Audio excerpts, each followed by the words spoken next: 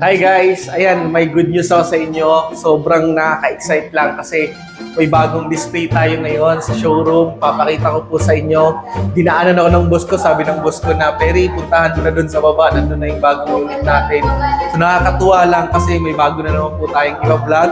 So i-full review natin yan. Pero bago yun, silipin muna natin at samahan nyo ko guys. Tignan natin yung unit na nasa baba ngayon. So grabe, abangan niyo po to guys, no, yung unit na to. Nandito kasi ako ngayon sa second floor. Silipin natin, tapos baba na tayo guys at i-check na po natin yung unit.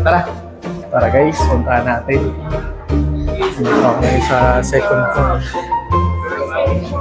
Silipin natin. Nandito yun eh. Ayun guys, yung bagong unit. Yun yung destinator na winlog natin last time. Tapos ito na yung nasa tapat ngayon. So grabe, ayan. Tignan natin guys sa baba. Tara, samahan niyo ako. Tara na guys. Ayan, nandito na tayo sa baba. Daming mga nagre-release, oh. So ayun na nga po guys, nandito na tayo ngayon sa baba. Grabe, sobrang ganda ng unit na nandito ngayon sa showroom.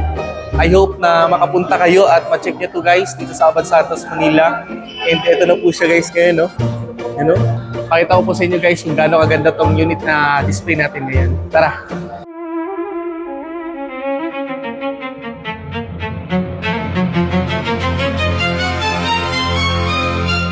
Let's go. Identity. What remains when all falls away? Identity. Who am I without what I say? So, ayun guys, napakita ko na po sa inyo kung gaano kaganda ang bagong unit natin. Outlander po yan, no? Actually, matagal na yan na unit ng Mitsubishi pero i-relaunch po yan ngayon kasi mas maraming pinaganda.